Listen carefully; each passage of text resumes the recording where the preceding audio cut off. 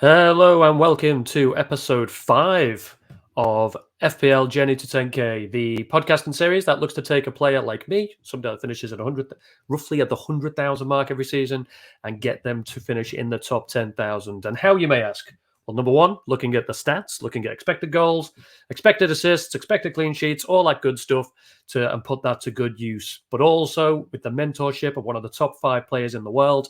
Just to re-emphasize that and just to make you blush here, Matt, before we introduce you, let me just clarify. This is Fantasy Football Fix Elite 11 player. You're ranked second for Premier FPL tools in the world. And FPL Research, now for anybody that doesn't know what that is, FPL Research put together the scores for the last 10 years, including world ranking, final overall rank every season. And over the last 10 years, you are number 5 in the world. Welcome, and thank you for agreeing to mentor me all the way through this. You forgot to say I'm 1.3 million ranked, and you're 70k. Well, we'll get on to that. You, We'll get on to that. We've just swapped roles for a couple of weeks. You know, give it a few. We all know you always finish ahead of me, so we'll get back to the norm soon enough. But how's your week been? Yeah, good, man. Good. I think it's been a fun season so far, right? So I've had my frustrations. It's nice I had a green arrow this week. There's lots of options, right? I remember this time last year, people were burning transfers, right? There was no players to move on. There was like a real solid template. Here, there's options everywhere. So it's been a fun season. But I've got a question for you, mate, before we start as well. So it's probably going to ruin a bit of a surprise, but you're going to mention it sooner or later, right? So you're a proud owner of Poland legend Matty Cash. Oh, so, yeah. If you played sensibly and held your transfers until the Shaw injury was revealed, would you have started Cash, or is it pure? No comment. Absolutely no comment. Nice move, mate. He's looking good. And you were, I don't know if it was tongue in cheek. You were raving about him pre-season. He's coming good. It's coming good. It wasn't pre-season. Basically, the only reason I had him in from the off is I looked at building my squad for the first 5 game weeks, and I needed a better defender for game week 2 and 5. And Aston Villa had nice fixtures in game week 2 and 5, and I had about 4. I think I had 4.5 million in the bank. And I watched a couple of Villa. I don't know why, because I'm not even a Villa fan, but I watched a couple of Villa games pre-season, and he was playing like a left winger. I was like, you know what, he'll do. And if he produces in game weeks 2 and 5, I'm happy. Did I think he was going to produce a brace in game week 3? Absolutely not. Would he have been on the pitch if Shaw didn't get injured? Absolutely not. But rub of the green, absolute rub of the green. At least he was on the pitch, and he didn't get bought on because Gabriel didn't get a minute like a lot of players.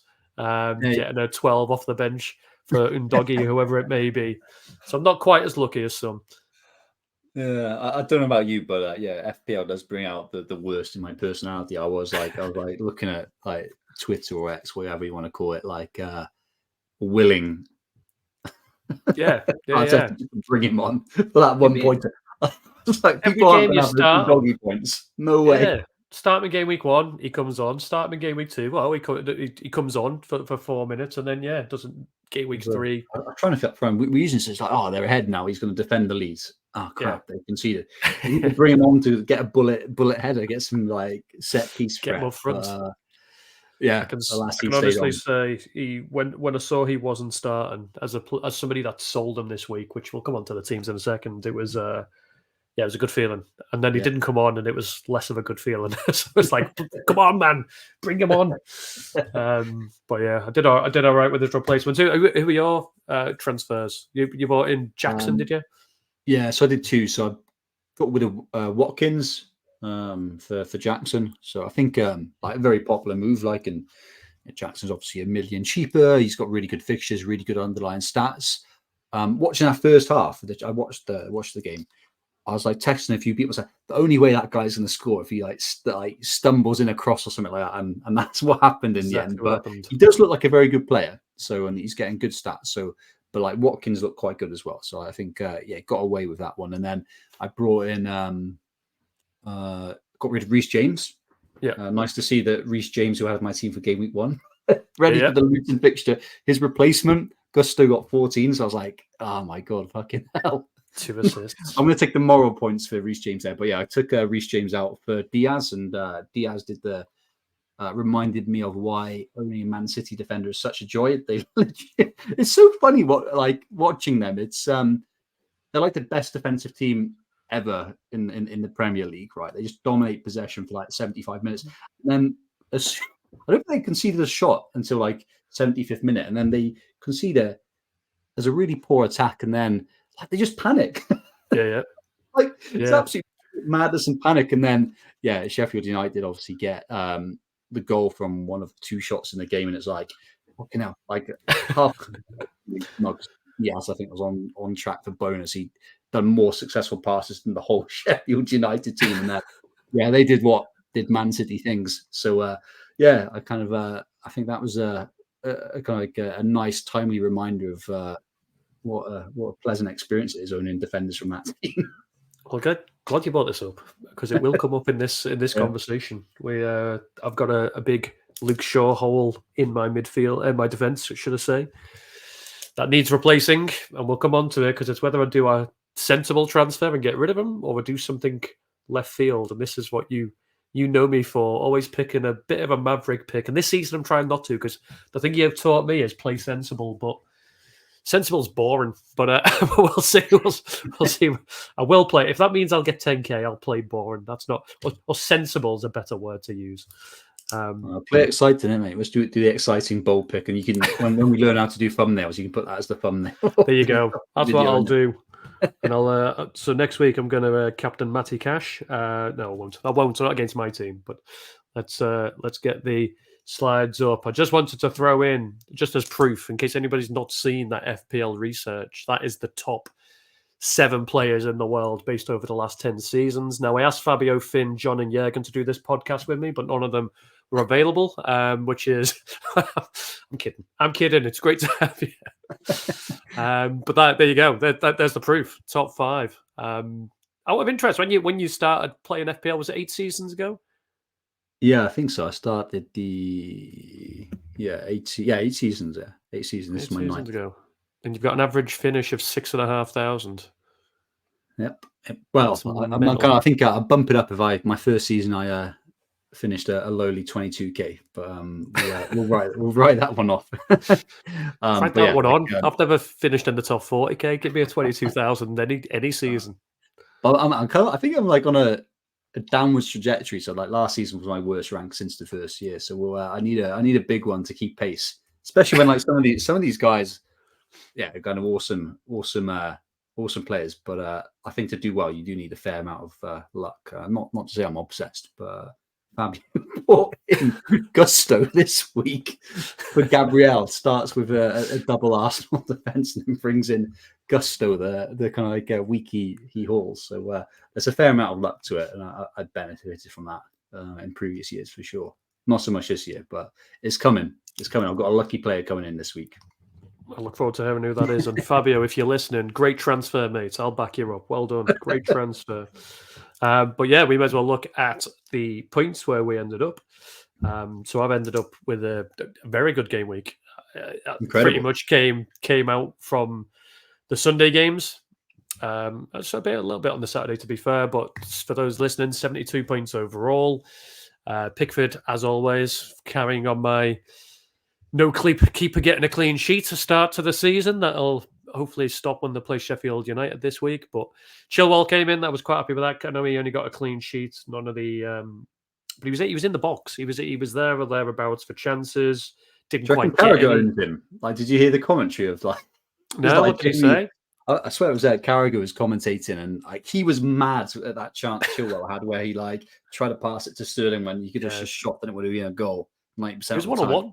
Absolutely 1-on-1. You must own him in FPL because he had such a vested interest. He's like ripping into him.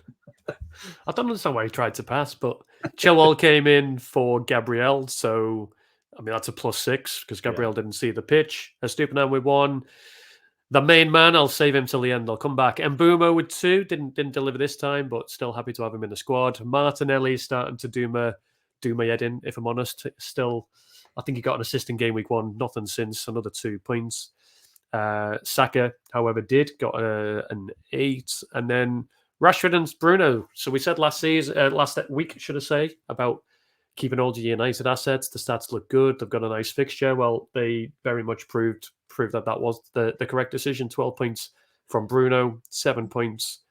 I can't even see that. Does that say 7 for Rashford? There you go. I think that's where. There you go. 7 for Rashford. And then up front, Haaland captain means nothing because everybody captains him. And Jackson, who were bought in for Watkins. And I was with you. Jackson got 7, so 1 bonus in the goal. When Watkins got an early assist in that Villa game, I started to panic because I was like, well, he's on 5 already, and there's about 80 minutes of this game left to go. So I thought he might go for Raya. But yeah, the main man, Matty Cash. I've shouted about him for the last 2 game weeks. He finally delivered a clean sheet last week. He delivered 17 points this week. Yeah, he's going absolutely nowhere, but managed to climb. So I'm on 200 points overall. Was at 1.2 million. I managed to climb up to 74,000, but not getting carried away. You know, the points are so tight. 1 bad game week and I'm back to 1 million. So, but yeah, I'll take. I don't think I've ever started this well, so I'll very much take it. Nice one, hell of a kind of like a start and like yeah. To be fair, obviously, sure, injury allowed you to pay cash, but like you got him in for a reason, right? He did it, so I can't even say he got lucky. Like sometimes you're looking at someone and they just like scored a worldie. He had. You probably got You're loving your stats tables, new. I think his XG is like in the top 5 of all players, right? So he's playing as a winger. He's getting the chances, so it's a great pick. I have to say, I was happy when Villa conceded though. I wasn't going to have him. I wasn't having him walk away with 21 point haul, like an all-time like big score for 1 game week. But yeah, you're smashing it, mate. Like 70k is a great start, and I think no excuses now, really, right? You got a good. Yeah, but you say that, but the pressure's on you because it's your guidance that's getting me to 10k. I've tried for 12 years to get anywhere near the 10k, and I've never done it. So there's no pressure. I think. Yeah, I think you're doing well despite of me, right? I mean, in no way, shape or fashion did I kind of recommend Cash. That's all you. That's all you. But yeah, for me, like a good week, like a bit underwhelming. So I ended up on 56 points, which is a game week rank of 1.3 mil, and I think that's pretty decent. I think these days anything sub 2 million for a game week rank is pretty good. So got a green arrow. I'm just outside, just over 1 million rank overall, which is okay. I'm trending in the right direction. Yeah, like you, I've got Pickford my team. I'm feeling okay about Everton, right? Because in 2 games, so it's the same with Wolves, right? It's weird how psychology works, right? It was frustrating because he conceded an 80-minute or something like that. It was quite late in the game, wasn't it? If he did that after 10 minutes, you wouldn't really care. So Everton and kind of Pickford have in two of their matches, they've I think it was the Villa match, they just got hammered, whatever, right? But the Fulham and the who did they play on the weekend? Sheffield United. Wolves. It was Wolves. Sheffield next week. Yeah. They conceded 2 shots on target, right? And he conceded a goal. Like it's kind of like it's frustrating he's not getting save points, but I think a clean sheet's going to happen some sooner or later. So like whatever, it's frustrating, but it is what it is. And yeah, Chilwell, Stupinam, all good. Mentioned bringing in Ruben Diaz, so I went for him for the nailedness and just like the fantastic fixtures for City and the City defense in particular. And yeah, they were great. Like they continue to be the best defense, but like they just did that crazy thing, like I mentioned, that they dominate possession for 75 minutes, 80 minutes, and then like there's a random counter attack and they just panic. So we'll see what happens, but I'm quite happy with Diaz. I mean, I don't want to say one of those people who are like saying, what if I consider all these other options? But yeah, Udogie was my next closest option, who got a point, a decent haul. I think he got 12 points and I think deservedly so, but based on his stats. But yeah, I'm happy with Diaz. And then yeah, standard midfield like Mbeumo, Fernandes, Rashford, Saka, and then also Havertz with 1 point. So Fernandes and Rashford, it was interesting, mate, because like I think they still underperform their stats and like they both got yellow cards for just like stupid things. So I mean, even when they're hauling, they can be frustrating assets. But like, yeah, really glad that we held, and like it was a dumb move to move them out if anyone did. Like, and I know you were quoting like 500,000 to move them out. Don't know what was going through their minds. Yeah, that was only on the Tuesday. I imagine over the entire week it was. It's mad. Like it was always going to happen, right? So it happened, and I think Fernandez is probably looking like creatively going forward, probably the best player in the league, like full stop. So I said at the beginning of the season, must have, like it continues to kind of be so. Havertz was my gamble at the beginning of the year. So like he's spoiler, unsurprisingly, he's kind of I'm going to transfer him out this week, which I was always like targeting. He's been frustrating, I have to say. It was a mistake. It was a gamble. It was a bit of a mistake there. So he has been outperformed by both Martinelli and Odegaard, who are the other kind of options. But like, I mean, if I'm kind of going to reassure myself, Havertz has got the minutes. He's done 2 90-minute plus fixtures, and then he got subbed at 59th minute because he was shit against Fulham. But expected goal involvement is better than non-penalty goals. That is better than Odegaard of the first 3 game weeks and was comparable with Martinelli. So small margins there, but it was a risky pick, and I didn't come off whatever. And then Jackson, Haaland up front, which they both performed nicely. And then defense. Looking at the bench, I've still got Gabriel, but I'm cool to hold him. I can't see me getting rid of Gabriel until about game week 6, game week 5, game week 6. I'm gonna hold him for a while. I'm kind of cool to roll with him. So decent week, but like, mate, you're smashing it. Yeah, great arrow for yourself, though. Great arrow for you. Up by 1 million places. No, it feels good, doesn't it? That's the benefit when you start so badly. Yeah, just a good week, and you 1.1 million. If you do that again this week, there you're top 100,000.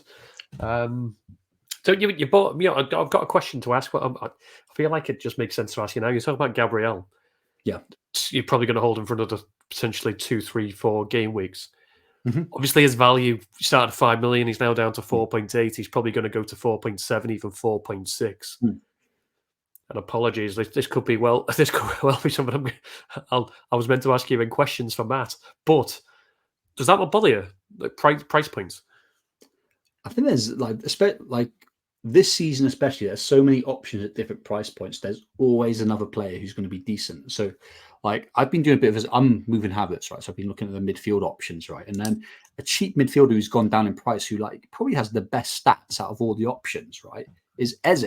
Right, so he's 6.4. So is he that much worse of a pick compared to Sterling, Foden, or Maddison? I don't know. He might turn out to be the best pick.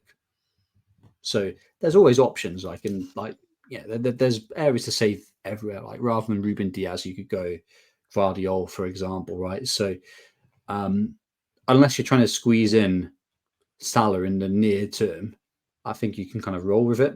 I think you obviously benefited from doing the early move, but that doesn't always happen like last game week. But loads of people made moves and were burned, right? Yeah. Loads of people like moved Maddison to someone else because they saw him in a boot. Spoiler, like never move a player if you see them in a protective boot. That's what ruined my season last year with like Bruno Fernandes is like his wife's Instagram leak on that. But Maddison, a few people moved it from him. Like quite a few people did defender transfers and then like they were screwed with Shaw. Like, so I think, holding and getting that extra info is more valuable for me. So I'll always make my transfers unless I've got the perfect move and there's a big like price change for the player I'm taking out and the player I'm bringing in. And it makes it really tight for like loads of different options moving forward. I'll try and wait until, Friday or kind of like Saturday, whenever the deadline is. This week I did like move a night earlier because I saw Jackson was going up in price, but I knew Jackson was playing on the Friday, right? So I could bring him in Thursday night because he's not going to do any training, right? So he's past the like press conference. He's going to play at night. I'm not going to get any new info there. So I always delay it. I find that info is far valuable than 0.1. Gone are the days where you need to fit in 3 or 4 premiums. There's no one like Kane's not. If Kane was around, it'll be different, right? But he's not. He's not in the league, so. I get that. And then just on that, I was fuming on Friday when the news came out that Shaw was injured and I'd already done my transfers. On Thursday or whatever day it was, I was fuming. Obviously it worked out, but I prefer the info. I prefer to do it later on. But it's just interesting, like, because I do put a lot of emphasis on price changes. So I went early because Gabriel was about to drop in price. Yeah. And I think Chilwell wasn't far off going up in price. So I was like, right, I need to do it now. And to fund it, I had to do the Watkins to Jackson's piece. But I've got 0.8 in the bank, so it's not like it was a necessity. I was just chasing the 0.2 difference, so it's. But I could have very easily been burnt by doing it if Shaw wasn't injured, because Cash would have sat on my bench. Yeah, but I mean, you can think of that one. Like, I mean, I think it's a good example for you, like why you should be delaying those transfers, right? Yeah. Like, Shaw randomly got injured, so yeah, I'll always tend to kind of wait. yeah, makes sense. Okay, talking points, learning points. For me, why Matty Cash doesn't start for England? Because he plays for Poland. What were we thinking when we were like, we're not going to call you up. Go to Poland. What a moron! England's lost, Poland's gained. But I could talk about them all episode, but I won't. But he definitely should. He should be playing on the left wing for England. He's better than Sterling. He's a right back, is he? Is he left or right? Right wing. Yeah, Dignay's left wing. Right wing. He's only competing with Kyle Walker, Reece James, and Trent, and Trippier if he plays his proposition position. But have any of them ever scored a brace away at Burnley? I don't think so. So there you go. But and we've already touched on the second point, which is United assets find the points finally. So obviously happy about that. 19 points. I don't feel great about owning them this week, but we'll come on to that when we get to our teams. But this week, obviously, Sterling has to be mentioned. Guy gets a brace as well, gets an assist, got 19 points. Chelsea. So I think we've both got Chilwell and Jackson. Is the triple up on? Yes. Yeah. I think it's a simple answer, right? I mean, they're looking good. What's promising as well, right, is they've had 3 quite different fixtures, right? West Ham, Liverpool, and obviously Luton. Luton's the banker. But I think they're in terms of attacking returns, they've had more than 2 XG. I think they're averaging like 2.5 XG per game, which is really good. That's really, really promising. Like, what you don't want is a team that's lethargic in attack, right? So they're getting those attacking stats, and like they're looking good. They've got good players, right?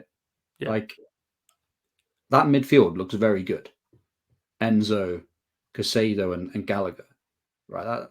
They were just looking. It's just a solid team, really. And then the fixtures just easy, right? And the players are at nice price points. So like, I'll be tripling up. I'm pretty confident on that. So I think it's a nice option if you're considering it. And is that one in each position? You think is the best, or can you see people maybe why it makes sense to do 2 defenders and Jackson, or 2 defenders and Sterling? I think the best one is Sterling, Jackson, and Chilwell, which is spoiler. That's probably what I'm going to be doing, right? So that's not just me saying that, because I think when you're looking at the defence, Gusto, I've heard that Reece James could be back game week 5. He may not be, but like there's always that lingering risk that you've got this Chelsea spot, and they have good fixtures up until game week 8, game week 9 onwards, right? That's just kind of blown because James is back, and then also we don't know how they're going to shift their formation, which is why I stayed away from Gusto last week as well, because Chilwell's playing as a winger now. He could quite easily go back to left back, and then what happens then? Does Colwell move into the centre? Does Disasi move into the right back? There's a bit of uncertainty there. So I think, and they haven't looked that defensively sound. They've been looking good going forward. So like I reckon Sterling is the one to triple up on rather than Gusto. That's my personal views, but yeah, the fixtures are good enough that a defender could come through as well. Yeah.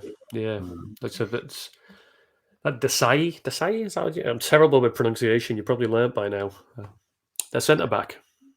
Yeah, well, I went Disasi, so like one of us is right. I'm sure. More sense. But he said we'll get onto the metrics, but he seems to be up there. But I know he scored against Liverpool first game week, and it was probably a big part of it because he was basically 1-on-1 with Alisson, so I imagine it was big on the expected goal contribution. But he seems to be up on the stats.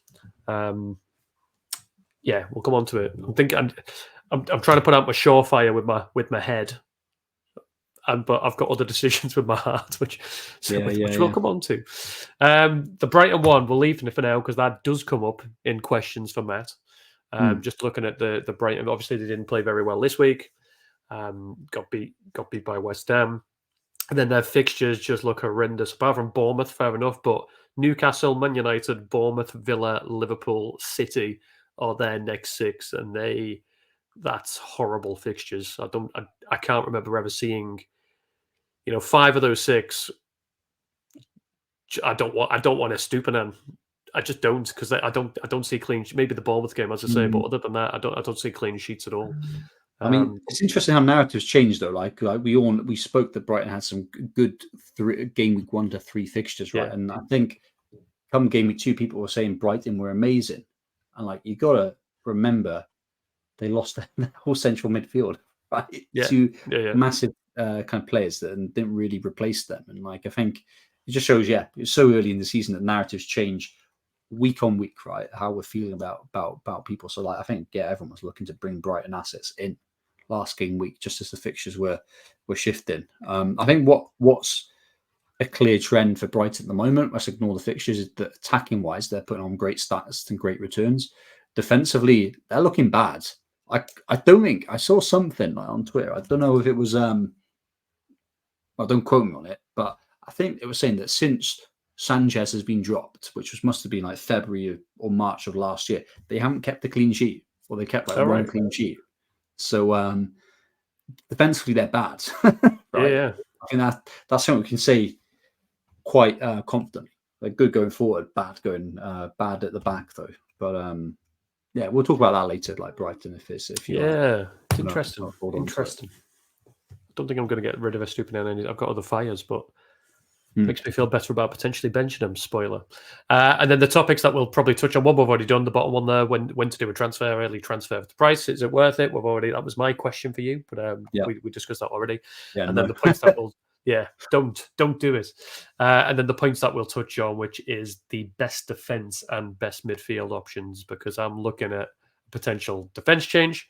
And you're looking at the potential midfield change with Havertz making way for somebody. So looking at the defense, so you mentioned Cash.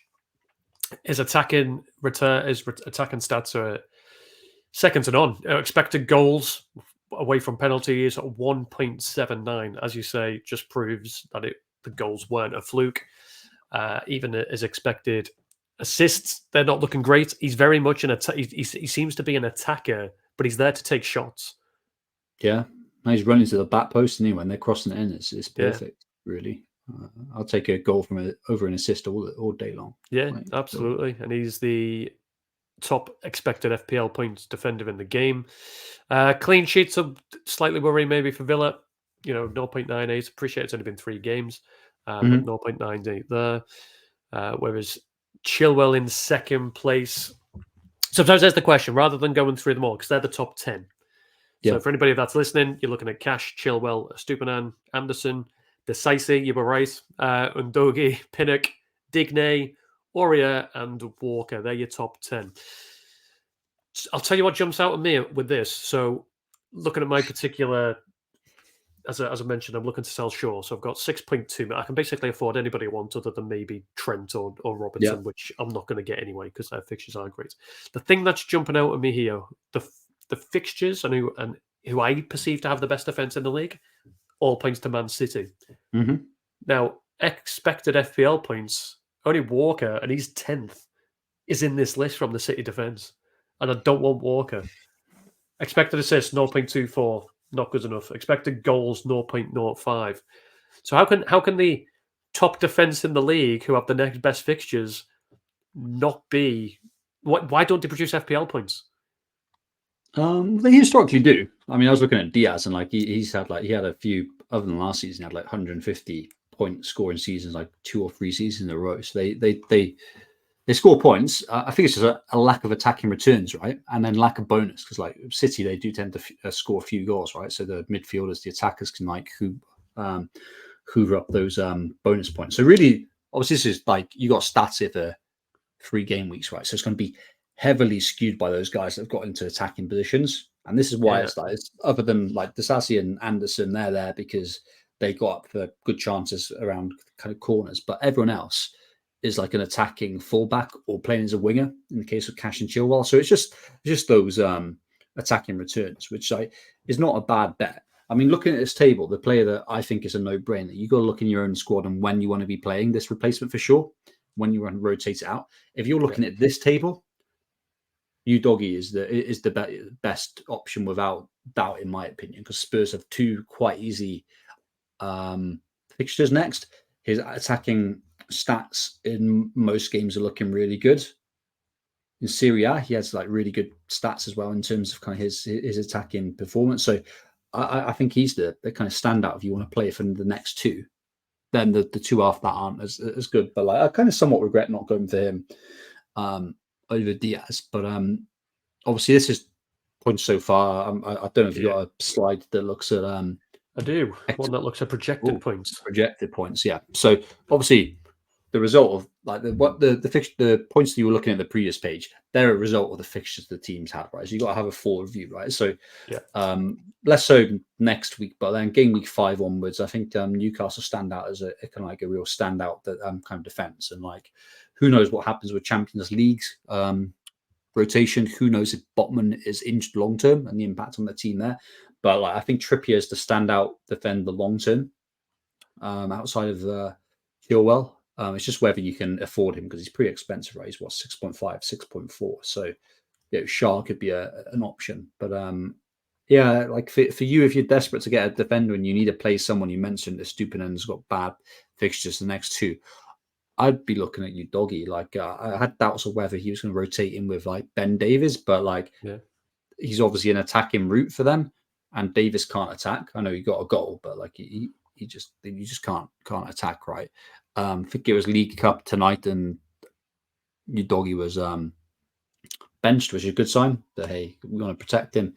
Yeah, I'd be looking in, to be honest. Like 2 great fixtures and then 2 difficult ones, but then like decent ones after that, and fantastic attacking stats. There's not many clean sheets, right? It's all been about attacks, right? So you might as well go in with defenders who can potentially get a attacking return, as you proved with Cash. So he'd be my recommendation for you, looking at the forward plan.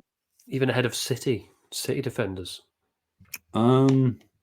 I've got the recency bias, right? But they've had probably one of their easiest fixtures last game week, and just proved the problem you have with them.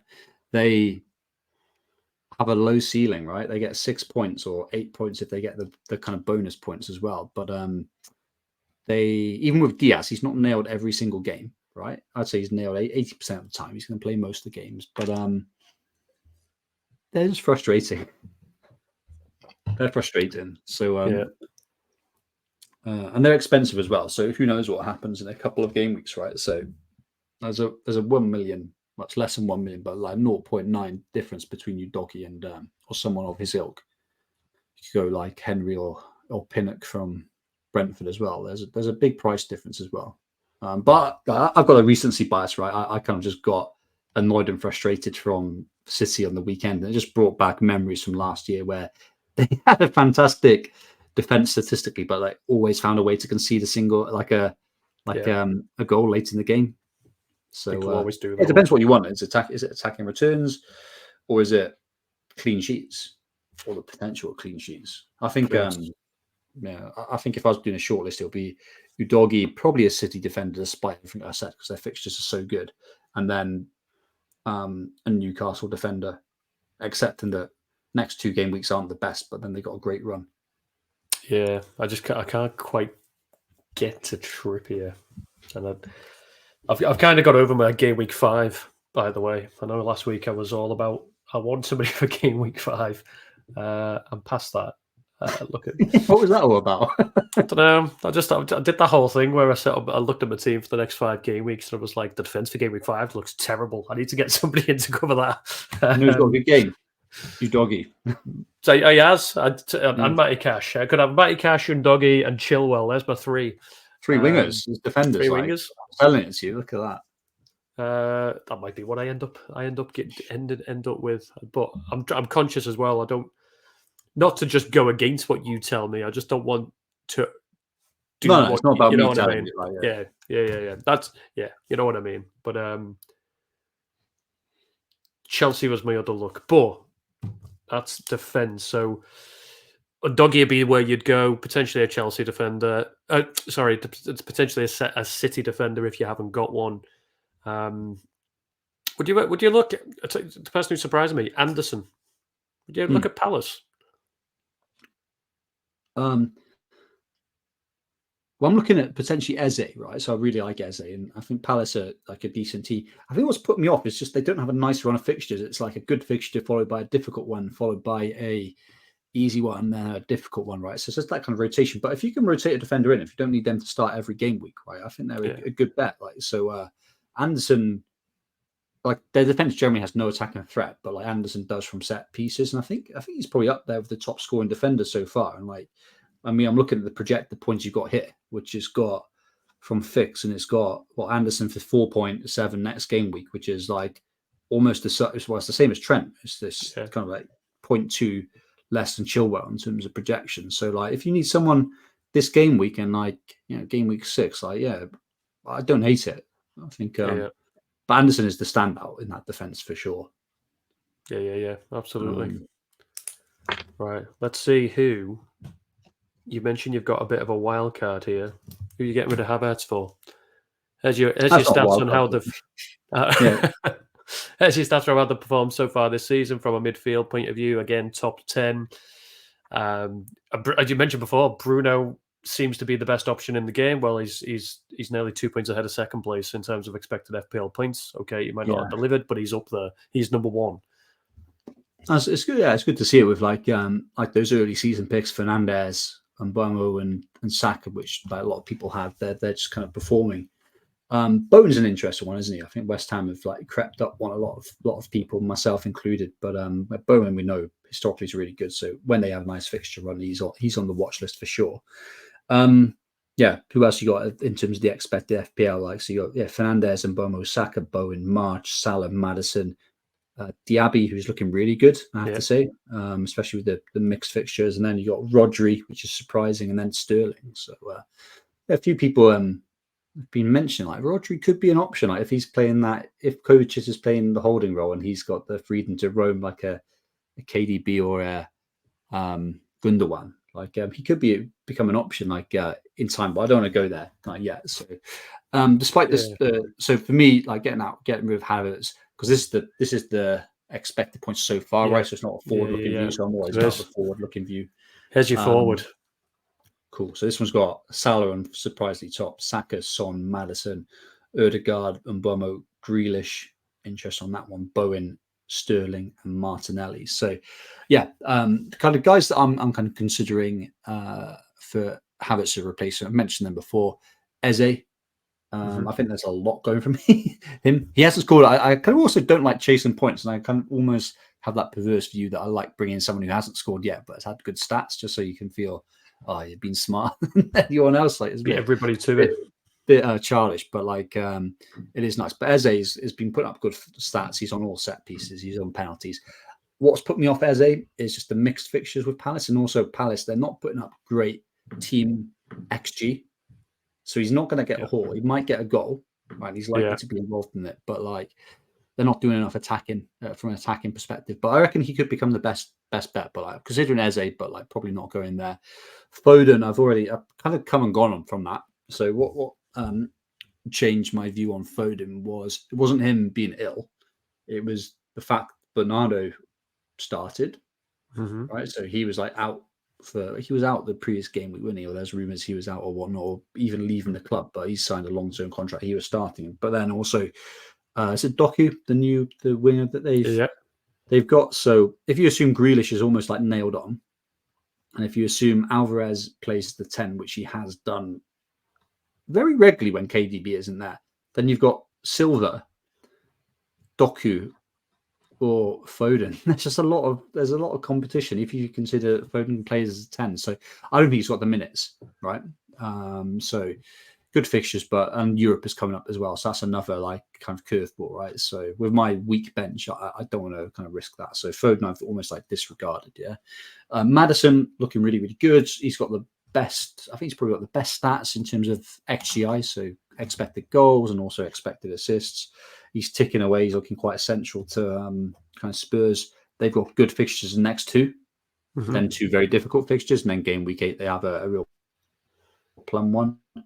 And then there's Sterling, who's got like pretty decent fixtures throughout. Obviously exploded the 19 points against Luton, which I kind of don't like. I'd rather him just got an assist and gone under the radar, right? And I'm quite happy bringing him. Right, it's like chasing points, but that's a bit of a foolish thing because every week is fresh, and it don't matter if just because he scored last week doesn't mean he's filled his cup. Like he can go again. But despite the stats, so the stats would be saying, so I'm discounting Foden. I'm kind of discounting Eze because of the mixed fixtures and the low team XG for Palace. But yeah, Sterling versus Maddison, like everything would point towards Maddison, but I'm going to go Sterling because I think he's a fun player. Like, do you know what I mean? And I think that there's a lot of disrespect to his name, right? Do you know what I mean? If you look from a fantasy point of view, he's had multiple seasons scoring over 200 fantasy points. He's scored like 115 Premier League goals, right? He's 28. He's kind of really good player, right? So he's got flaws, right? But he is a damn good player.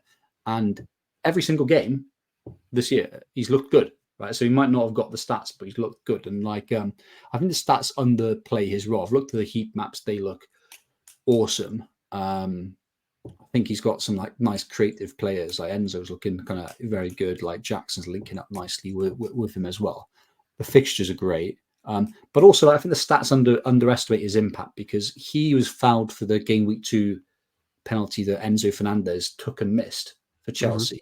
I don't think that's appeared in the expected assist stats. So if he got that assist, he'd be the top scoring midfielder in the game by some margin, right? And then his expected assist would be bumped up to be more comparable with kind of Maddison overall. So yeah, I reckon I'm going Sterling, and it's an added benefit that he's cheaper because it makes it easier for me to get in Trippier, which I'm probably targeting game week 6. So I think like probably the signs point towards Maddison. I don't really know. I feel confident the trajectory Chelsea are going on. I don't know if I like where Spurs are at the moment. Yeah, I know what you mean to say because I mean they beat United game week 2, didn't they? They beat Bournemouth. I was surprised that I thought Bournemouth would give them more of a fight, so that was a good performance. But I just don't really know where to put them. But they got mixed fixtures kind of moving forward as well. So I reckon if you were on a wild card, you'd be bringing in Maddison and Sterling. I think without a doubt. But if you're picking one and one only, Maddison, Sterling, and Foden. Foden's gone. He's third. And from the sounds of it, Sterling's your number 1. Yeah, I'm good Sterling, like mainly because of goal threat and the fixtures. I think are better over the medium term. Yeah, I know that Maddison has the next 2 game weeks are really good, but then he's got 2 very like dodgy ones. Obviously, he's a good player; he can kind of do well against anyone. But I'm going to run with Sterling. I think and I'm looking forward to it. It's going to be fun. That's it. It's all about the fun of the game. Well, getting points is fun, right? So if Maddison smashes it, it's not going to be fun. And like Maddison, he's got really good stats, and he historically outperforms his stats as well, right? So I think he's a great pick. But fixtures and the fact that getting in Trippier game week 5 or game week 6 will be a lot more difficult for me if I went Maddison because of the price difference. I'm going Sterling. Sterling. Looking forward to it as well. Oh, good. Well, we've touched on one of the questions for Matt, but shouts out to the contributors. As you can see, we've had quite a few that have been thrown in. But shout outs to FPL Andy Pandy, FPL Fiddle Pie, FPL Fabinho. I'm assuming that's how that's pronounced because it's spelled like Fabinho, but FPL. If I've said that wrong, message me and I'll say it again next week. And then long-time listener at Caged Paps have thrown in the questions, and then we'll come on to the new feature. I've had new features every week, Matt. We've then got transfer question of the week, which we'll come on to. But I've amalgamated the 4 questions really to just to 3 questions. One we've touched on, but we can not much. So we'll come on to that for question 3. But number 1 is all about the bandwagon. So when do you do it? And when do you play different? So how do you not get fear of missing out? So this week, it's all about bringing in Sterling, bringing in Maddison, bringing in maybe a Foden. How do you blind yourself from that noise to make the sensible pick? Or when do you just go, I have to get him because I'm afraid if I don't, I'm gonna completely fall behind. Yeah, I think generally I'm very good. I don't really care about it. Like, so I think that's a probably contributing factor towards some of the good historic life finishes I've had. Right, so yeah, I'm quite happy. There's no one player that's going to nail it, right? I think I've had some really kind of average kind of like game weeks. I've missed out on some good players like this season, but it averaged itself out if you've got a good squad. So I'm really comfortable ignoring bandwagons, right? I'll be looking at those kind of key things, the underlying stats, the upcoming fixtures, the quality of their own team, right, and their own chances. And if it looks like the bandwagon is a good one, and there's a player that needs to get out of my team, I'll jump on it, but I won't do it for the sake of it. Like I was saying, Sterling, I was kind of considering him anyway with a short list of other players. If he didn't score 19 points, which I kind of hate that he's done because more people are going for him now. If he put up those stats, like about 1 XG last game, but like scuffed a few chances, I'd be going for him anyway, right? Because of those fixtures and underlying stats. Last season, there was a few big bandwagons, and I didn't finish great. I was like 17K last year, but that was a few stupid mistakes that kind of hindered me there. But so I generally played well. There's a few big bandwagons that I get ignored that would have caused me problems, right? So one was Almiron, right? Mm-hmm. Like just before the World Cup and just after it. I just knew his stats were unsustainable. So I was like, yeah, I've got other fighters to kind of fight. I don't need to bring an Almiron for someone else who's pretty decent. And like over that time, I think I kind of came out just on time, kind of top compared to the mean player. And then the other big one was like people rotating their Arsenal players, right? Everyone was going for Saka, getting rid of Martinelli. And I kind of held Martinelli. And that was a big kind of shift in terms of ownership. But like, and Saka scored better than Martinelli the first 2 game weeks, but then like over like the medium term, they kind of like average itself out, right? So ignore it. Like don't play with FOMO. If I had a FOMO now, I'd be hitting Rashford out for Maddison. But you're not. So exactly, yeah. Left it with a cliffhanger there. I don't know why I just stopped. So yeah, basically, trust yourself, trust the picks, trust the stats. Don't worry about it. You know, a decent pick. If you've got a bad pick, like, don't trust if you got Richarlison. I won't be trusting that like so much. But like, if the stat says it's a sustainable run, then maybe go for them. If they don't, I like it. I like that mantra. Yeah, let's run with that one. Yeah. Okay, so question 2. Hopefully the player's not listening. I'm sure we've just to celebrate, by the way, we've reached 100 subscribers on YouTube. I'll say that. We've hit 3 figures. We're only 4 videos in. But who for you is currently the biggest trap in the game? Ooh. Is there a short list of options? No, just pick anybody. Who are people getting? You're like, what is that about?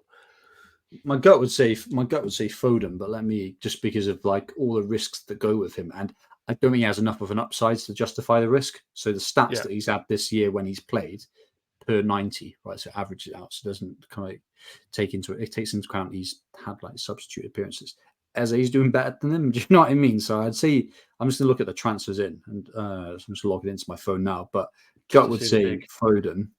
Right? There's just like too much of rotation kind of risk, and Man City haven't been that fluid attacking, so you might say that works in his favour. But yeah, Foden for me. But like, let me have a quick look who are the main transfers in. Just goes to prove that you don't know the questions ahead of time. It's just quick fire. What's up? What are you thinking off your brain? Right. So Sterling and Maddison, I think there's enough there, especially for like Sterling may be a bandwagon, but I think there's enough there. Maddison, he's got points, he's got good stats, right? I think his looks sustainable. Gusto is a bandwagon. Yeah. Because cool, he's a 4.0 option, but he blocks a third Chelsea player if you want to go there. And also there's reports of Reece James potentially being back game week 5. So yeah, if James doesn't come back, great. You've made a great pick, but you're being a bit kind of risky there. You got, who else you got? Udogie, I like him. Romero, I don't really get that, but I think he scored some decent points. Chilwell, Cash, but Cash will be a great pick from game week 8 onwards when he's got a fantastic run. So like Cash is cool and he's had some good stats. Yeah, so I'd say leave my Cash out of this. No, he's looking good. So yeah, I reckon this week it's probably Gusto and Foden. Foden's not at the top of the transfers in, but I know a lot of people were hot on him coming into this game week and probably will still be considering him. So I think those two ones are They're the traps. The traps, yeah. And then question 3, we've kind of touched on. Matoma was the player that was named, but it could rarely be any of the Brighton attackers. Is it time to sell given the fixtures? It's team dependent, right? Like, obviously, that can be an answer for any fucking thing, right? Any question, like team dependent. Their fixtures are obviously toughening up, right? So it depends what the rest of your team looks like. There could be other players you want to move that are worse, right? So I don't hate Brighton and Matoma going forward, right?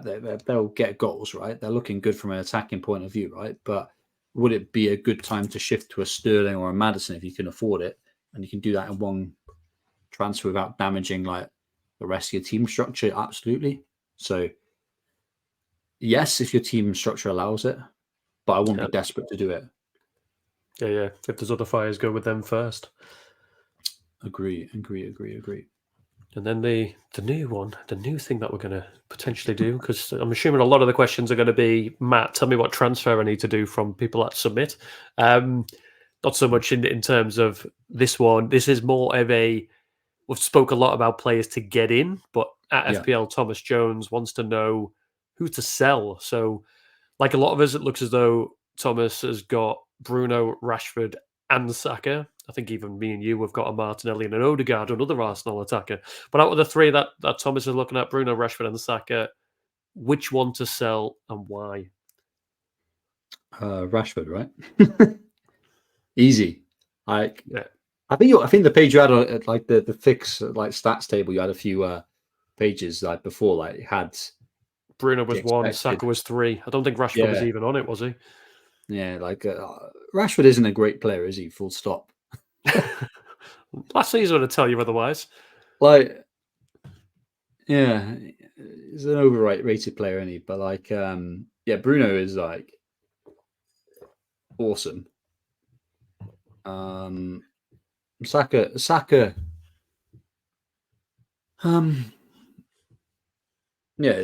back Saka, on pens from the looks of it. Saka potentially. I mean, if like there was another pen and Odegaard had taken it, I'd be like, it'd be a lot closer between Saka and Rashford. But with him, presumably back on pens or sharing pens, and like, I think Jesus is back, right? Because he came on for 5 minutes at the end of the Fulham match, which makes the whole attack more fluid and better. Rashford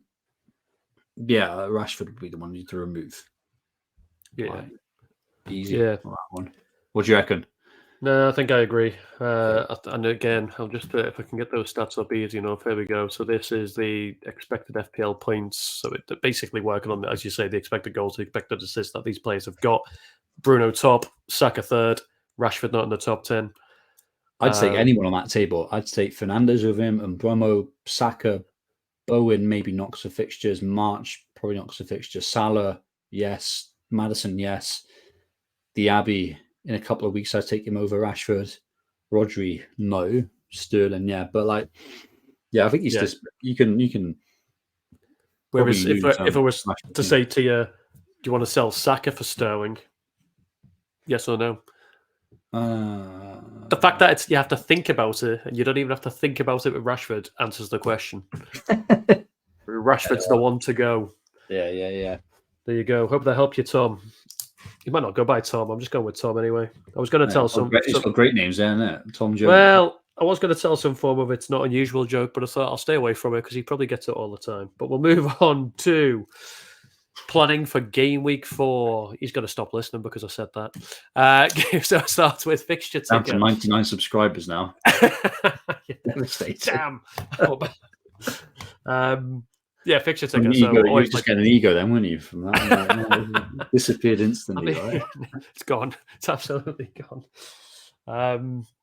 But fixture. So just thought we'd look at the attack and the defense. Always worth looking at this. Just looking at the next 5 game weeks, who's got the best potential for attacking returns, who's got the best team in terms of defensive returns. I've kind of shortened it just to the top 7.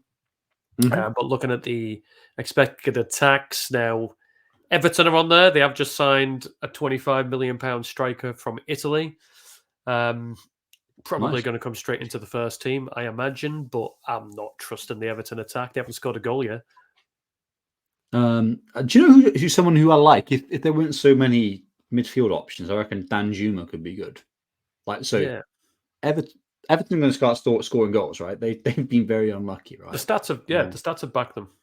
But also just watching it look like it's Mopé doing Mopé things, right, and missing loads of chances like he did in Brighton, right? So they're not looking bad, right? So I think people are shitting on Everton. They've been all right. They've been unlucky in 2 of their games, right? So I think in different times I'd be considering Danjuma. He's looking the most attacking of their midfielders, but I'm not going there. Spurs, that's a bit concerning. Given I'm saying I'm not going Maddison, but I think it was. I don't know. I got in my mind Burnley away is a tough fixture, but it might be an easy one, given what Villa just did to them. But yeah, it's the game week 6 and 7 to Arsenal and Liverpool that's putting me off. But Liverpool, I've got to shift my mindset to know that they're not a good defense anymore. Our defense is horrendous. Don't worry about that. Just get whoever's the left winger, right? What's Trent? Son always scores against Liverpool. Yeah, Son is actually probably a kind of awesome shout for that kind of game week. But that, that's a bit concerning that given that I've settled on not going Maddison. Then we got Fulham. Who's the guy who takes all their penalties? The number 10. Pereira, yeah. Again, there's so many midfield options. You're not realistically going to go for him, but yeah, he could be an interesting one. Chelsea are looking pretty solid. That'll make you feel better about saying Sterling. I'm a bit concerned actually. The Spurs ones are marked so much better, but I'm going to take these with a pinch of salt, right? You've got to form your own judgment as well, that have been led by these things. Luton. Luton. If you're still on João Pedro, right, and you just can't get rid of him, which was I'm sorry. It's a risky pick. You got your penalty, but take that and then kind of leave it, run with it. Morris could be all right. He looks a handful, doesn't he? And he's always the centre of all their attacks, and he's on pens, right? So, he's cool. Brentford's, Vizza and Bromo especially are all right, and then Newcastle. We'll wait to see until game week 6, right? But kind of interesting. Ticker, obviously on here, there's no Arsenal, there's no Man United, which a lot of us are heavily invested in. So interesting ticker. Yeah, and then the defense option. Chelsea at the top, which I think is why I was contemplating maybe 2 Chelsea defenders. But I know what you mean. Apart from Chilwell, I don't see anybody getting any big returns, if I'm honest. But Palace, you mentioned Eze. Palace, not Eze. We spoke about Anderson, should I say, from a defensive point of view. That's what's putting me off, though. You can see it's that symmetry. Wolves, Fulham, Forest at home, great. But then you got Villa and United away between them. But overall, really good run, right? So, yeah, if you could be someone to consider. You start cheap. If the rotation works well, it's definitely an option. Luton, no one's going to go there. Brentford is still looking all right. So obviously we got Henry and Pinnock as options. Everton, I'm happy with Pickford. Do you know what I mean? I think Flecken is probably the best 4.5 option from Brentford. So kind of regret not going for him, but Pickford's going to get does anyone seriously think that the next 5 game weeks he's not going to get a clean sheet, and it could be in a random game he gets a haul. So I'm cool. I'm cool with him. And then then it's United and City, and then obviously we said it previous weeks. What these don't have is the weighting to how good the team is. Yeah. So obviously Man City, because they're just the best team and there's a decent run. If there was a weighted fixture ticket for the defense, they'd be top by far, right? Yeah. So. I think this is kind of saying to you, it's if you need your Newcastle defenders that we mentioned, a little bit too early. Udogie don't look great, but you got to think of him as an attacker, and Spurs are good from an attacking point of view. They were food for thought, isn't it? Food for thought. I think it's what do you want, clean sheets, or do you want attacking returns, and when do you want to play those players? So it'll be a tough one for you. Why can't I have both, Matt? Why can't I have both attacker returns and clean sheets? Done that last week. Chilwell. Is that too much to it? Yeah, he didn't get any attacker returns. But But we will move on. So it takes us timely on to my plans, my thoughts. So that's my bench team on the left. So starting Pickford, I feel away at Sheffield United, obviously much more chance of a clean sheet than Turner away at Chelsea. Kind of picks itself. Yep. And you'll notice the first thing about my defence is Matty Cash is on my bench. He is not starting, so I've gone for Chilwell at home to Forest, Estupinan at home to Newcastle, and then Baldock at home to Everton. Now, you're laughing, and I know why you're laughing. Is that because I've got Baldock on the pitch and Cash on my bench? I feel like Baldock has got every chance of getting a clean sheet. Does he? And well, I'd be trusting the stats. Everton are due a goal, right? They've been doing right at Everton, like, so I'm expecting them to score. But I'm all laughing about Estupinan, right? So Brighton have been awful defensively, right? If you look at like their expected goals conceded, I think it's been about 8 in 3 game weeks, right? So they're expecting to concede more than 2 games, and everyone's got Estupinan because it's like, oh, the attacking threat. Cash has got more attacking threat than Estupinan, and then so what you got to decide then is like who's more likely to kind of keep a clean sheet. I don't know. I don't think Villa will, but I don't think Brighton will either. And then it's like, who's going to got the greater return for an attack, an attacking return? I think saying all that, I'd probably edge just towards the Estupinan, but like I think it's food for thought. I don't think it's like a done deal because like you've got a Estupinan there probably because of his attacking returns, but you got a attacker on your bench. I just for me, Liverpool have got a better attack than Newcastle. Simple, and that's as simple as that. Liverpool are also at home, so I think they're more like they could score 2, 3, 4 past Villa, whereas Newcastle showed against the 10-man Liverpool team. I know, don't get me wrong, game week 1 they scored 4, but that was well over expected goals. The stats didn't say they should have scored 4. Yeah. So I just thought for that reason I've gone there. But to be honest, the potential transfer I'm going to do, the rest of the team is probably going to stay the same. So Boomer, Martinelli, Rashford, Saka, Fernandes, Jackson, Haaland are going to stay on. I've got a captain Haaland, obviously, at home to Fulham. Be stupid not to. Fulham have got the worst expected goals conceded in the league this season. I'm playing Haaland. He's clearly going to be a captain. Paulina's better though. Is back though. That did make it. Everyone's going to go Haaland, but like I think their bad XG was from the first. Well, they were bad against Arsenal as well, but I think that Paulina back does help. So, but yeah, it's talking about Haaland captain.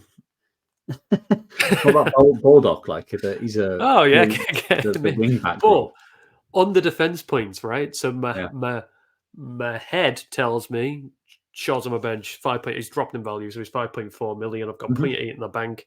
I can pretty much get anybody other than, as I say, Robertson, Trent, and Trippier. So I can pretty much buy most defenders in the game. I'm toying with a City defender. Okay. I'm toying with a second Chelsea defender. Yeah. But you've got me at with Tottenham. So the reason I was against Tottenham, I've kind of made a note of it there. In terms of expected clean sheets, Chelsea and City are better than Spurs. Yeah, I think that's fair. Yeah. But I didn't really think of it from the attacking point of view.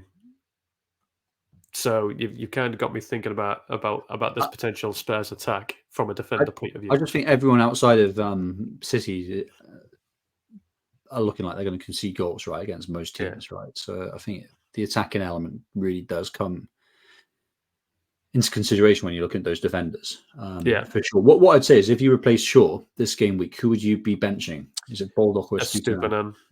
Oh, really? Okay. Yeah. Interesting. I just look at that Baldock fixture and think he's in my team for a reason. This is it. This is the game week. He's going to get a brace. He's going to be my Matty Cash for the game week. He's got every chance. You know, he has got every chance. I mean, I reckon your short move is probably because like the problem you're going to have moving forward is that Estupinan's got Baldock's got bad fixtures moving forward. Estupinan's got bad fixtures. You're going to be with 1.5 defenders because Cash has mixed fixtures, right? So I think probably all things considered, Shaw out looks good. I guess the thing that you've got to decide is like, can you wait a week on it and then you got more info? You got 2 transfers going post international break, which can be pretty valuable. And then what moves would you make next week if you did have 2? Like you do 1 transfer next week or the 2. So, but like on the face of it, what you're saying there, like I think Shaw does seem reasonable. Like looking at your team. Yeah, that's the head. Now, what I usually do every season is there's always weeks where I'll play with the heart and the fun element. So I'm not. I hate my midfield. Selling Shaw would allow me to bench probably Martinelli, so it'd make me feel a little bit better because I'll bring in a defender. You know what? That'd be it. If I bring somebody in for Shaw, I'd probably leave a Stupinan on the pitch and Baldock, and I'd bench Martinelli because I've got so no faith in the lad. Absolutely no faith in the lad at all. Why?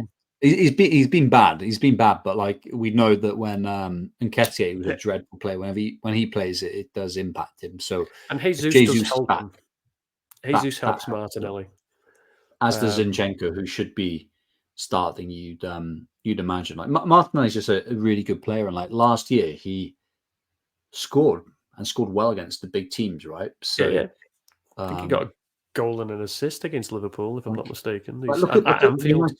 And United's defense is a joke. Let's be honest. Like you got Onana, and I'm still bitter about people getting 9 points the first game week when they should have been a -1. He's been a joke every game week. Shaw isn't there, so what are they going to play? Dallo. Is Varane out? Don't think so. I think Varane's okay. So Wan-Bissaka will be playing. Wan-Bissaka's a decent one, but like I think it's a great defense. Yeah. I think it'll be a high-scoring game. Like to be honest, like Martinelli's got good pedigree. Like I mean, I won't be concerned about him at all. Especially this is like an example of when, and this is not me telling you what to do. I won't. Yeah. Like Havertz is a worry because I think he's going to be dropped from the team imminently, right? Martinelli is going to start every game. He might come off, but he's going to start every game. He's got really good pedigree, and it's like jumping off at almost the wrong time because Jesus, who's the person who links up with him well, is just about coming back. So I don't think he's a burning platform, but that's where the FOMO comes on him, right? So are Maddison and Sterling better than him? Like for the next couple of game weeks, yes. But it's like, do you have more optimal moves like elsewhere? Oh, the Shaw move makes more. Is probably the sensible move. I think it makes more sense for your squad, but like, yeah, I think you just probably need to sketch out the next like 3-4 game weeks. Who would you play? Next week? Who are the fixtures for Martinelli versus the Shaw and the Martinelli replacement versus the Shaw replacement? You don't want to be playing a Stupinan and Baldock like the next couple of game weeks. No. But yeah, it's a tough call. It's a tough call. I can see the dilemma. I'd be edging towards either holding, as weird as it sounds, to kind of have another game week worth him because it's so early in the season, or kind of get out. Given a Stupinan doesn't have a great fixture and Baldock plays for Sheffield United, like, do you know what I mean? I add that caveat in case we forget it. Like we're thinking, you're not a fan, are you? You're not a fan of that move. We're talking to him like he's James, like, but like Baldock is Baldock, right? The defender kind of makes sense for me. I thought you'd be like, oh, that's a great move playing Baldock. Yeah, you're right. Use your bench, but clearly not. That's not going to happen. Well, I had him. I got told off. I had him captain as my bus team for a couple of weeks, but like on Fix, a few people can see it, and then I got told off saying, "Can you change Baldock to central captain on because we might get a complaint." So you have to move him. Well, let's have a look at your team and see if he's still got the armband. No, he's not. He's on your bench. Nice. It's not the image is high def though, isn't it? That's nice. Look how sharp that is. Like, yeah, I got mine off the website and I got yours off the app. So I think I need to get them all off the app going. Did you take a screenshot? Did you actually take a picture of you? You sent me. I think you sent me yours. Yeah, proper high definition camera. Look at that. Love it. But yeah, Pickford, Chilwell, Stupinan, and Ruben Diaz, and Bomo as vice captain. Fernandez, Havertz, who's going to be transferred to Sterling most likely. Saka, Rashford, Jackson, and Haaland captain, and then Baldock first in the bench, Gabriel and Mbama, and then Turner kind of bench. So yeah, it kind of picks itself. I think the team is looking pretty good. Havertz needs to go. It was always a planned transfer as well that I was going to move this midfielder to someone. I was actually targeting Richarlison beginning of the season, but like he hasn't really. Well, he's done nothing. was gonna say he hasn't really performed. He's done absolutely nothing, right? So yeah, Sterling is the one I'll be going for because I like the fixtures, I like the player, and it allows easier in route for Trippier if I want to go there game week 6. So yeah, I'm quite happy with that team. There's some good looking fixtures there. It makes a difference in defense. Like Ruben Diaz looking at my team versus yours, it does make a difference, doesn't it? Yeah. Diaz over City in over at Baldock. home, but yeah, I can bench Baldock just because Everton, I think they are due a goal. Right, I'm banking on Dan Juma. Right, I love people's names where it's like there's one is their surname, right, but it sounds like it's two different things. Like Troy Deeney. Joe Linton, like like, Troy. My wife thought Troy Deeney was Italian, and that was his name. Dan Juma. Yeah, Tredini. So good old Mr. Juma, Dan Juma. He's I reckon like he'll get a goal. They've been putting good stats on us, and like Estupinan, I know he's not at cash levels, but he was the third best defender for expected goal involvement. Like he does look very kind of involved. And Newcastle don't look great outside the first game, and the first game was, I think you hinted it was very circumstantial, right? It was very dependent on the game state. It was like quite 50-50. They got a kind of like somewhat fortunate goal. Mings went off. Villa had a dodgy 10 minutes and then just went all out attack and just like did not have any defenders. And Callum Wilson was just getting shots that were just like completely open. It was incredible to like look at those highlights. So Newcastle have been so like Stupinan for those attacking returns. Like he's proven to do attacking returns, has stats. Bulldog I think it's more of a pipe dream that he can give 100%. You know what I mean? 100%. But what does he even look like? Would you be like? It's kind of one of those. I wouldn't be able to pick him up on, pick him out in the team. If you put a lineup of all 5 Luton defenders, all 5 Sheffield United defenders, I couldn't. No, I could not pick him out. But yeah, so you kind of how did you say it's picked itself? Havertz has to go. Jesus makes it less like he's going to play in your number 9. What are your thoughts? So future planning. Obviously, Gabriel's still in your team. You mentioned you're going to keep him for another couple of weeks. Yeah. But your targets were Eze, Foden, Maddison, Sterling. From the sounds of it, you've made your decision there. Sterling's the way to go. Yeah, I wanted to have a bit of a debate, like make it more interesting. But like Sterling, because he's got okay stats, but like his heat map looks incredible. He's been looked really good. He's got great fixtures moving forward. I think he's nailed for almost 90 minutes as well. So he's got extra game time versus other players because there's just no one who can come on for him. I think his stats, they underplay his performances. Like I mentioned that he could have had an assist for a penalty. Then he's looking golden, right? So, and he's cheaper, so he allows like other options in. So yeah, Sterling ticks a lot of boxes. Maddison would have been a close second. Like he's got great stats, like a very good, well, as you showed, like very good kind of like fixtures. Got 2 dodgy ones, but like generally kind of very, very good. Foden, he's just a bit of a red flag, you know. Like if he was, let me think of like a player. You know, like Darwin last season, like he just looked explosive every time he came on, but it was always a rotation risk. I think someone like Darwin is probably a better, like he's worth the risk because like when he comes on, he's got like 2 expected goals per 90 minutes when he does play, right? He's just like a menace, right? And gets amazing stats. Foden, his stats are the same as Eze. Yeah. So is it worth the risk of him getting subbed at 60 minutes or not playing? And then he has Europe, right? I want to be keeping these players for like 5 game weeks, and then Europe comes in, and like who knows what happens, right? And then it looks good, but now Doku's in it. Bernardo's like fit again, and is also like signed long term.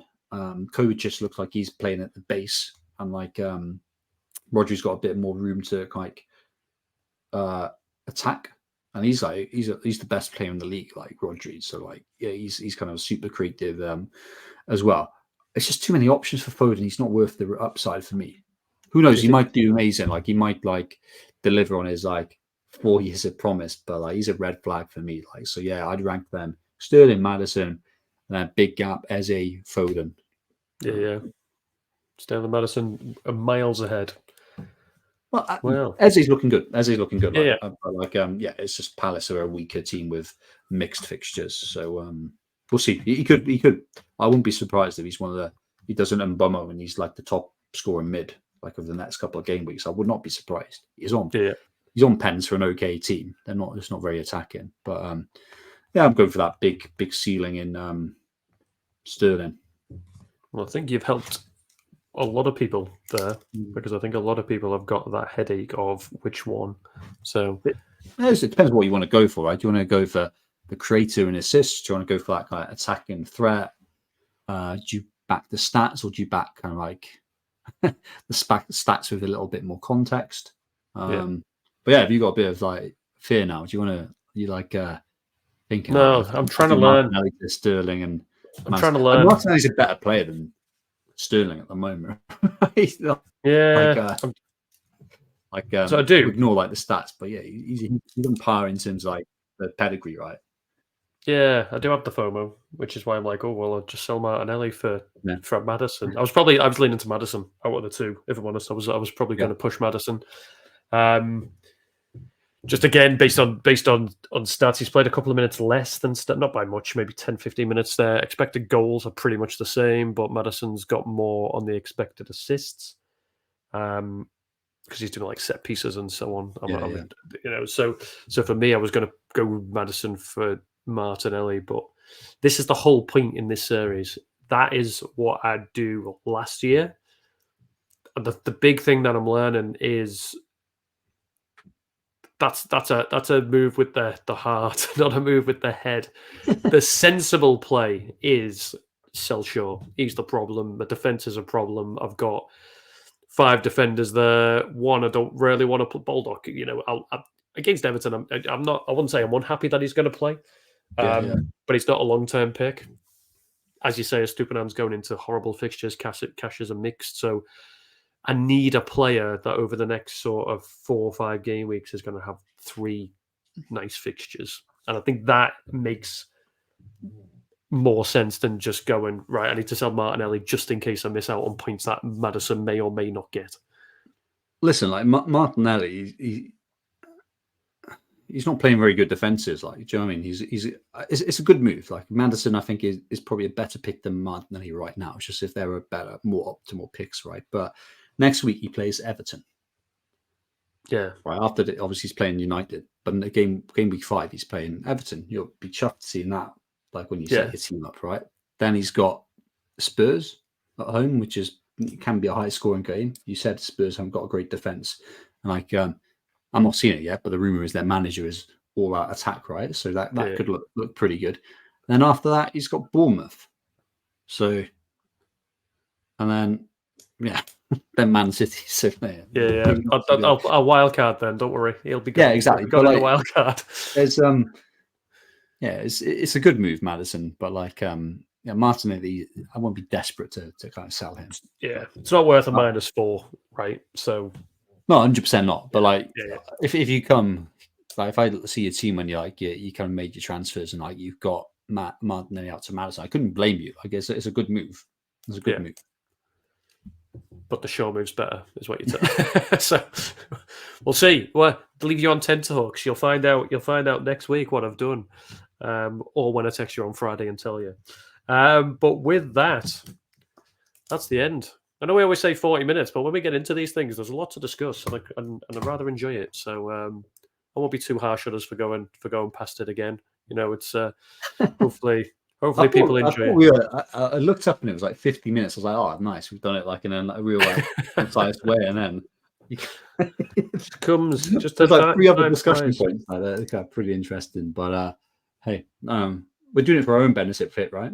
Exactly. I know I kind of said, we hit 100. I genuinely, I don't care. I do it because if the only thing I get out of this is a top 10 finish, I am all for it, even if we only have 3 people watch them. But it's just nice to get a bit of validation. It's nice that other people want to listen. Exactly. We're like, we're the opposite of like all these big YouTubers and podcasts, right? We're listener and viewer last, right? We just we don't care about the viewers. That's what. That's all for us. We're having fun, yeah.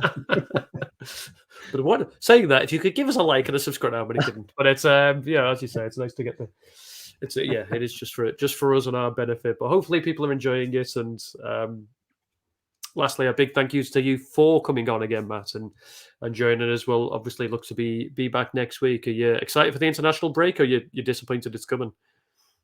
I'm looking forward to it. Like, I think it's been quite an intense season with all the kind of options. But you know what? If you finish on a good game, if you have a good game week before an international kind of fixture, it's nice because you can just look at the screen like over the next 2 weeks. It's like a nice green arrow, things are looking good.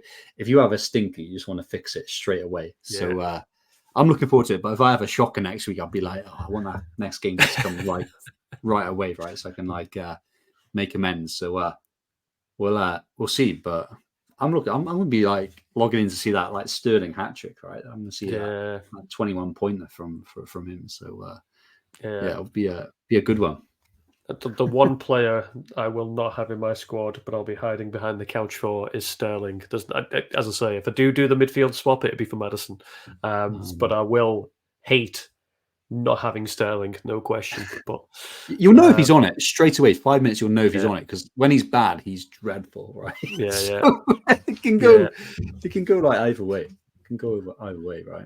Yeah. If he scores once, I'll feel like I've got away with it. One attack on return he can have. Two, I'll be fuming. So we'll see. But no, appreciate it, Matt. Thank you once again for joining us. We'll catch up again. Maybe not next week. It might be the week after. It might be a week off because of the international break. But we'll have discussions. Maybe do two small ones, right? Maybe do a little review of the past one, then we do one that's looking about the game week ahead. Sounds a plan. But yeah, thank you once again. Hope you enjoyed it. And thank you to the listener for joining us. As I say, we'll look to potentially get another 2 out over the next 2 weeks in the international break. Best of luck with your transfers. If Foden ends up banging and Sterling doesn't, remember that was Matt's advice, not mine. So please, it's at FPL Corbs is the page that you want to send your complaints to. But hey, if Sterling bangs a hat trick, it's at FPL Journey to 10K for the thanks. But no, we'll catch you. Thank you again for joining us. Catch you at the next one. And best of luck with the coming game week.